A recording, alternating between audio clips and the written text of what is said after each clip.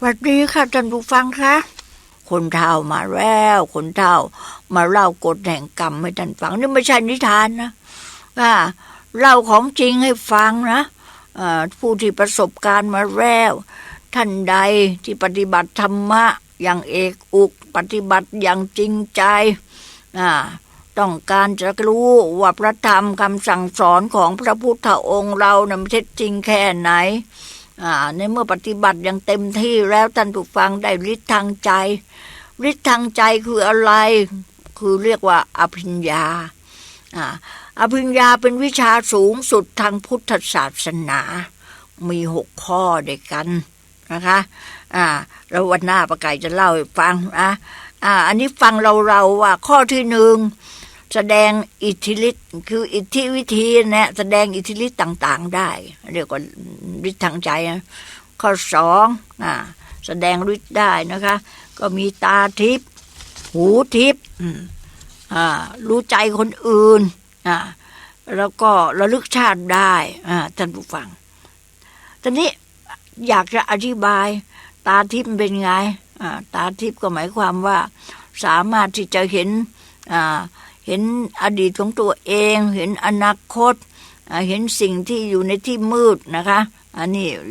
มองเห็นทะลุปูโป่งหมดแล้วจะซกซ่อนตรงไหนนี่ตาทิพย์หูทิพย์นี่สามารถจะรู้เข้าใจในภาษาต่างๆอย่างสมมุติว่าหมีแมวสุนัขนกนักอะไรนี่นะคะรู้นะคะรู้ภาษาต่างได้สัตว์เดรัจฉานรู้หมดอย่างสมมติรู้ภาษาอย่างภาษาคนเนี่ยไม่ได้เรียนเลยภาษาอังกฤษภาษาแขกภาษาฮินดูภาษาอะไรนี่ไม่รู้แต่ถ้าเผื่อปฏิบัติได้ถึงอภิญญาข้อนี้สามารถฟังรู้หมดเลยท่านผู้ฟังก็อย่างหลวงพ่อจรัญป้าไก่เล่าไปแล้วนี่เนาะไปทางประเทศอินเดียน่ะไปประชุม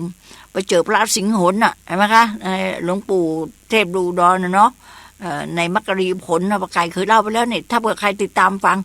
ไปเจอพระสิงห์หนชาวลังกาอยู่ในถ้ำไปเจอหลวงพ่อจรัญไปนมัสการนั่งพูดภาษาเขาไม่รู้เรื่องกันหรอกนึกในใจว่าโอ้นี่ท่านมาปฏิบัติธรรมที่นี่เราก็มาปฏินี่พูดนะมาก็ขอนมัสการท่านพระสิงห์หนนี่ก็พูดเป็นภาษาสิงห์หนนะคะแต่หลวงพ่อจรัญก็เข้าใจคือต่างคนต่างคิดหลวงพ่อจรัญก็คิดเป็นภาษาไทยท่านก็รู้ท่านพูดเป็นภาษาสิงห์หนถามหลวงพ่อมาจากไหนหลวงพ่อจรัญก็รู้นี่แหละค่ะเขาเรียกว่าหูทิพย์นะคะสามารถที่จะรู้ภาษาทั่วโลกเลยชาติใดภาษาใดรู้ไม่ได้เรียนมารู้ภาษาสัตว์ด้วยแล้วป้าไก่จะเล่าให้ฟังนะคะเรื่องอภิญญาเนี่ยเป็นความรู้ขั้นสูงสุดของพุทธศาสนา5 ข้อนะระลึกชาติได้ด้วยรู้ใจคนอื่นด้วยผู้ที่ได้ข้อใจคนอื่นเนี่ยหมายความว่าที่ว่าไปหาพระที่สำเร็จหรือว่าพระธุดงค์พระที่เก่งๆนั่งหลับตานึกนะทำให้รู้หมายความว่านั่งทางในรู้อดีตชาติปัจจุบันชาติรู้หมดเนี่ยแล้วป้าไก่จะเล่าฟังเรามาฟังพระอาจารย์เชื่อมผจญกรรมกันก่อนวันนี้จะผจญกรรมอะไรเนี่ยขนาดตะขาบอยู่ในมือนะคะแผ่เมตตาจิตไปให้แผ่ความเมตตาด้วยบริสุทธิ์ใจตะขาบมันก็ไม่กัดไปอยู่ในถ้ำมีงูหลาสารพัดงูจงอางงูหลามงูเหลือมงูม้าแมลงสาบแมลงป่องอะไรนี่รวมกันอยู่ในถ้ำแต่มีมนุษย์คนเดียวก็คือพระอาจารย์เชื่อมนี่แหละตอนนั้นยังไม่บวชสิหรือสีเชื่อมหรือว่าจ่าเชื่อมเนี่ยก็ไม่ทำอันตรายกันต่างคนก็ต่างอยู่ฝนหายมันก็ต่างแยกย้ายกันออกจากถ้ำไปท่านผู้ฟังนี่คืออิทธิพลของการปฏิบัติธรรมมีจิตบริสุทธิ์แผ่เมตตาให้แม้แต่สัตว์ร้ายก็ไม่ทำอันตรายเรานะคะมาฟังกันอีกเรื่องนึงเรื่องนี้มีเสือเป็นเพื่อนท่านผู้ฟังแหมจ่าเชื่อมนี่ผจญกรรมหลายอย่างทีเดียวตอนนี้ปรากฏว่าวันหนึ่งนะคะก็หลังจากที่เข้าไปปฏิบัติธรรมในถ้ำอันนี้ละถ้ำที่2เนี่ยเป็นถ้ำเล็กหน่อยแล้วก็ตะขาบขึ้นมาอยู่ในมือทุกคืนเลยไม่ใช่มาอยู่มันเป็นเดือนวัน2 วันเอาไปนะมาอยู่เป็นเดือนนะ พอปฏิบัติจิตกลัวตะขาบจนกระทั่งจิตเป็นสมาธิเขาก็ลงจากมือไปนี่แหละค่ะคราวนี้มาวันหนึ่งลูกเสือสิลูกเสือมีติดตามแม่ของมันออกมาหากินก็พละจากแม่ของมันเดินเข้ามาในถ้ำนี่มาเจอฤาษีเชื่อมเนี่ยนั่งบำเพ็ญภาวนาอยู่พอลูกเสือเห็นหนวดเคราของฤาษีเชื่อมยาวถึงหน้าอกถึงเอวมันก็เข้ามาเอาเท้าทั้งสองข้างตบหนวดเคราเล่นนะคะตบไปก็ตบมาตบเล่นกระโดดไปกระโดดเข้ามาเอาเท้าตะปบหนวดเคราเล่นทำอยู่อย่างเงี้ยเป็นของสนุกสนานเล่นเอาฤาษีเชื่อมต้องนั่งตัวแข็งทื่อไม่กล้ากระดุกกระดิกเพราะกลัวลูกเสือจะตะปบข่วนเอาเนื้อตัวเข้าให้เป็นบาดแผลก็ปล่อยให้มันเล่นหนวดไปมันจะเล่นหนวดไปชั่วโมงหนึ่งประมาณมันก็จากไปแต่ไม่มาวันหลังมันมาเล่นหนวดฤาษีเชื่อมมากขึ้นนี่ทำไงถ้าเพื่อตกถึงเย็นได้เวลาที่แม่ของมันพาออกหากินแล้วลูกเสือมันก็จะพละจากแม่ของมันเข้ามาในถ้ำมาเล่นหนวดเคราของฤาษีอีกจะทำยังไงฤาษีรู้สึกไม่สบายใจที่ลูกเสือมาเล่นหนวดเคราอย่างนี้เป็นประจำถ้าบังเอิญเสือแม่ลูกอ่อนเนี่ยมันกำลังหิวล่ะมันออกติดตามหาลูกที่หายไปแล้วมันมาพบลูกมันกำลังเล่นหนวดเคราท่านอยู่เนี่ยเสือแม่ลูกอ่อนตัวนั้นมันจะเข้ามากินท่านเป็นภัตตาหารก็ได้จะทำยังไงท่านก็ลำพึงในใจคิดในใจบอกว่าเราเป็นมนุษย์ตัวคนเดียวมาอยู่ในถ้ำในเขาเนี่ยไม่มีฝาไม่มีประตูไม่มีอะไรปิดบังป้องกันอันตรายทั้งเราก็ไม่มีคาถาอาคมที่จะปกป้องคุ้มครองตัวได้บางวันงูเหลือมตัวโตเท่าปี๊บเลื้อยผ่านออกไปหากินข้างนอกถ้ำถ้างูเหลือมตัวนั้นเกิดขี้เกียจออกไปหากินข้างนอกมันหันมาลัดล่างเราเป็นอาหารแล้วเราจะทำยังไงค่ะนั่งวิตกสิวิตกลูกเสือมาเล่นคราวตัวเองวิตกงูเหลือมอาจจะหิวมาลัดร่างบางทีเรานั่งทำสมาธิในถ้ำข้างคาวบินมาชนเราเปรี้ยงเขาเราตกใจเสียสติเป็นบ้าเป็นหลังไปใครจะมาช่วยเราชีวิตมีแต่ความเสี่ยงจริงๆที่อยู่ในถ้ำปฏิบัติธรรมอยู่นี่ยิ่งคิดก็ยิ่งกลัวสิคะจิตก็หวาดหวั่นพลันใจนึกสงสารตัวเองขึ้นมาสงสารบอกว่าโอ้ทำไมเราต้องมาทรมานร่างกายจิตใจอยู่อย่างนี้ด้วยไม่ว่าจะกินจะนอนไม่ผิดอะไรกับสัตว์ป่าทำไมเราต้องมาอยู่ที่นี่ถามตัวเองความคิดตะเลิดเปิดเปิงไปอีกแล้วสักพักได้สติสงบค่ะนิ่งจิตมันก็เป็นธรรมชาติของจิตนะแล้วแต่มันจะฟุ้งซ่านไปทางไหนปล่อยมันคิดไปจนสุดทางแล้วมันจะเหนื่อยอ่อนมันก็จะหยุดคิดเองคิดในใจแต่นี้เมื่อจิตหยุดฟุ้งซ่านหยุดคิดก็เกิดความสงบมีอาการโพลงมีจิตโพลงสว่างไสวอีตอนนี้ท่านผู้ฟังปัญญามันก็เกิดขึ้นคิดบอกว่า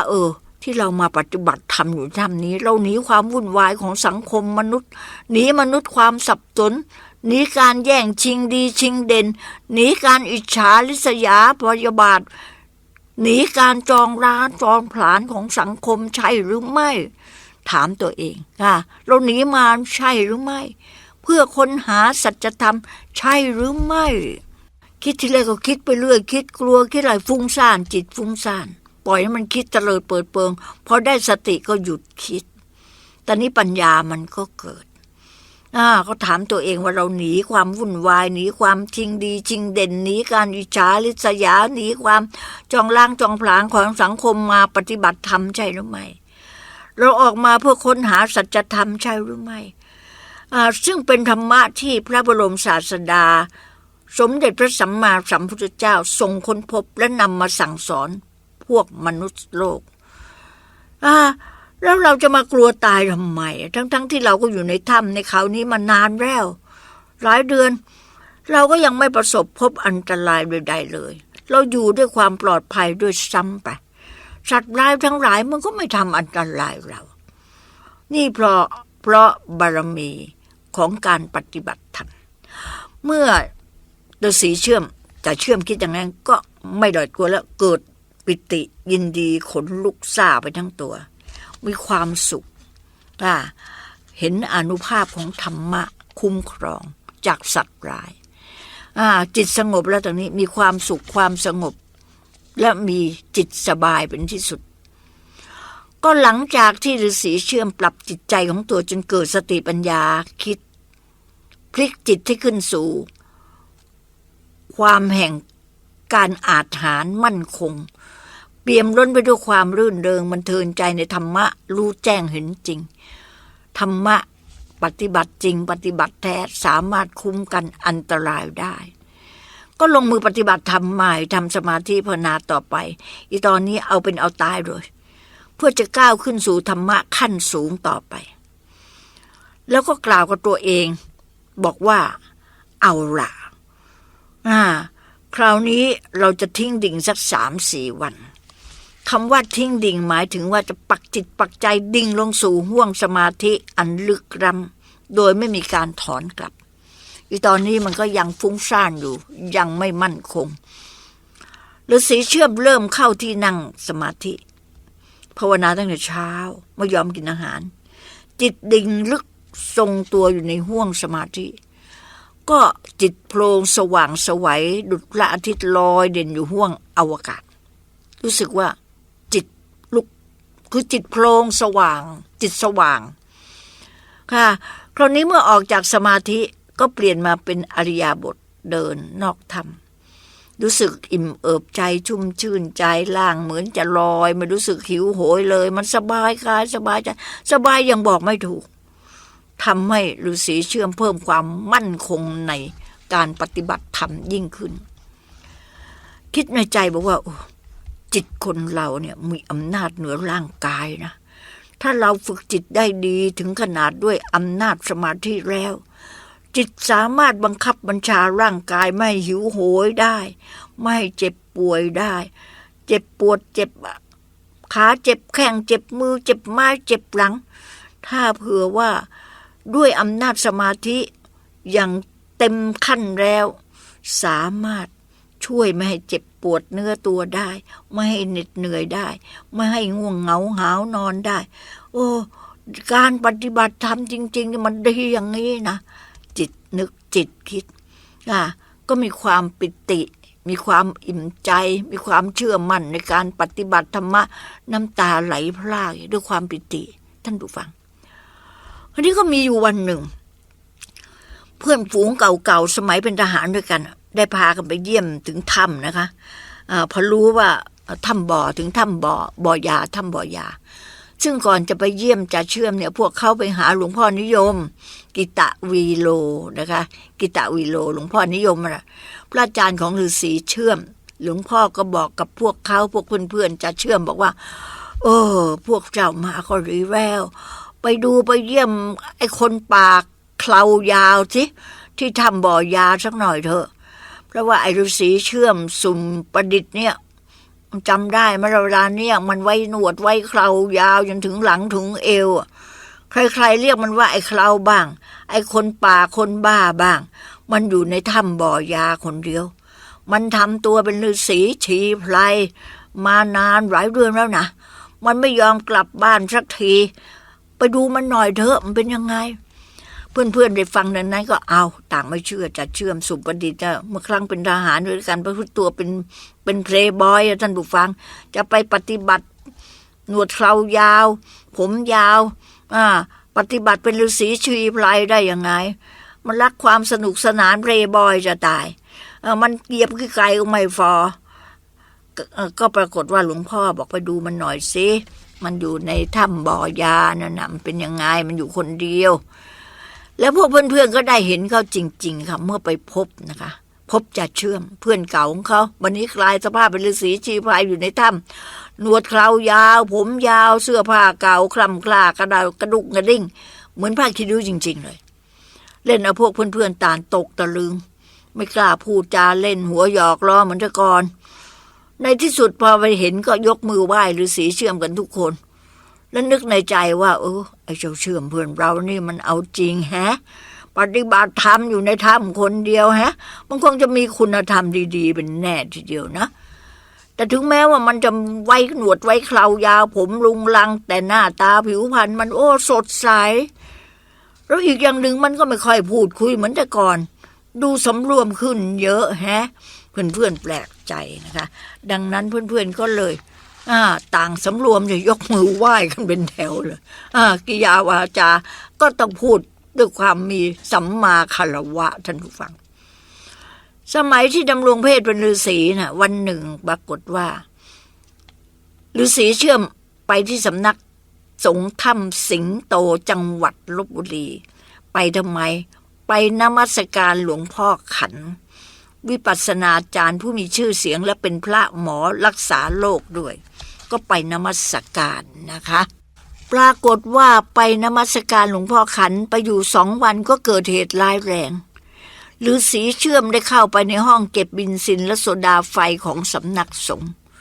เกิดมีโยมคนหนึ่งเข้าไปด้วยเผลอสติลืมนึกถึงอันตรายจุดไม้ขีดสูบบุหรี่ทันใดนั่นเองเบนซินและโซดาไฟก็เกิดปฏิกิริยาขึ้นมาเป็นเปลวไฟลุกพลึบขึ้นระเบิดเสียงดังสนั่นหวั่นไหวเลยท่านผู้ฟังพระอาจารย์เชื่อมเล่าถึงตอนนี้บอกว่าโอ้ยเปลวไฟมันลุกไหม้คลอกตัวท่านล่างของท่านนี่กระเด็นไป10 เมตรความแรงของระเบิดทำให้ประตูหนานิ้วกว่านี่แหลกละเอียดเลยท่านผู้ฟังมองไปมองมาเวลาก็ใกล้จะหมดแล้วสิท่านผู้ฟังจะตายหรือเปล่าเนี่ยนะคะฤาษีเชื่องเอาฟังกันต่อวันพรุ่งนี้ดีไหมนะคะแล้วก็อย่าลืมนึกถึงคนเฒ่าวันต่อไปเราก็จะมาเล่าให้ฟังกันต่อลากันตรงนี้เลยนะคะสวัสดีค่ะ